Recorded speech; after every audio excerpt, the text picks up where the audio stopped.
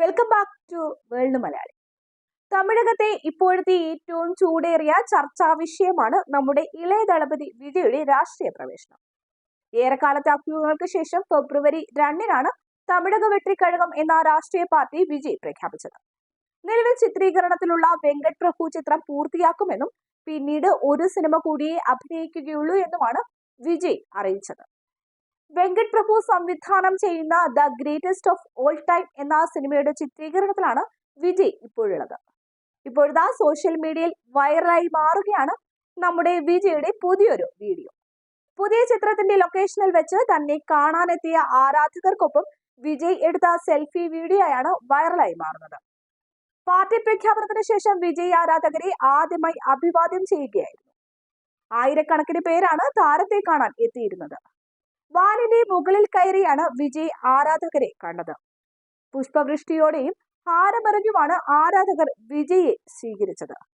ആരാധകർ എറിഞ്ഞുകൊടുത്ത ഹാരവും വിജയ് എടുത്തണിഞ്ഞു. ആരാധകരെ കൈവീശി കാണിച്ച വിജയ് അവർക്കൊപ്പം ഒരു സെൽഫി വീഡിയോയും എടുത്തു. എക്സ് അടക്കമുള്ള സമൂഹ മാധ്യമ പ്ലാറ്റ്ഫോമുകളിൽ ഈ വീഡിയോ വൈറലായിട്ടുണ്ട്. ഇതിലൂടെ തന്റെ പുതിയ പാർട്ടിക്ക് വേണ്ട ജനപിന്തുണയും താരം നേടിയെടുത്തു കഴിഞ്ഞു. അതേസമയം തീർത്തും അപ്രതീക്ഷിതമായിട്ടായിരുന്നു നടൻ വിജയ് തന്റെ പുതിയ പാർട്ടി പ്രഖ്യാപിച്ചത്. താരത്തിന്റെ രാഷ്ട്രീയത്തിലേക്കുള്ള പ്രവേശനത്തെ സംബന്ധിച്ച് ഊഹാപോഹങ്ങൾ നിലനിൽക്കുന്നുണ്ടായിരുന്നുവെങ്കിലും കരിയറിന്റെ ഏറ്റവും പീക്ക് ടൈമിൽ നിൽക്കുമ്പോൾ വിജയ് പൂർണ്ണമായി രാഷ്ട്രീയത്തിലേക്ക് പ്രവേശിക്കുമെന്ന് കടുത്ത ആരാധകർ പോലും വിശ്വസിച്ചിരുന്നില്ല. ജനുവരി അവസാന ആഴ്ച മുതൽ തന്നെ വിജയുടെ രാഷ്ട്രീയ പ്രവേശനം സംബന്ധിച്ച് പ്രഖ്യാപനം ഉണ്ടായേക്കുമെന്ന് വാർത്തകൾ പുറത്തുവന്നു. ഫെബ്രുവരി 2 രാവിലെ തന്നെ ആരാധകർക്ക് ആഘോഷത്തിന് തയ്യാറായിരിക്കാനുള്ള നിർദ്ദേശങ്ങൾ ലഭിച്ചു. മധുര പലഹാരങ്ങളും പടക്കങ്ങളും തയ്യാറാക്കി ആരാധക സംഘടന തയ്യാറായിരുന്നു. ഇതിനിടെ വിജയ് മക്കൾ ഇയക്കം സംഘടനയുടെ ജനറൽ സെക്രട്ടറി ബുസി ആനന്ദ് കേന്ദ്ര തെരഞ്ഞെടുപ്പ് കമ്മീഷന്റെ ഓഫീസിൽ പാർട്ടി രജിസ്ട്രേഷനായി എത്തിയ വാർത്ത മാധ്യമങ്ങളിൽ നിറഞ്ഞു. അധികം വൈകാതെ തന്നെ ആ വാർത്തയും നടന്നു. താൻ സജീവ രാഷ്ട്രീയത്തിലേക്ക് പ്രവേശിക്കാൻ പോകുന്നുവെന്ന് വിജയ് പ്രഖ്യാപിച്ചു. അതേസമയം വരാനിരിക്കുന്ന ലോക്സഭാ തെരഞ്ഞെടുപ്പിൽ വിജയുടെ രാഷ്ട്രീയ പാർട്ടി മത്സരിക്കില്ല.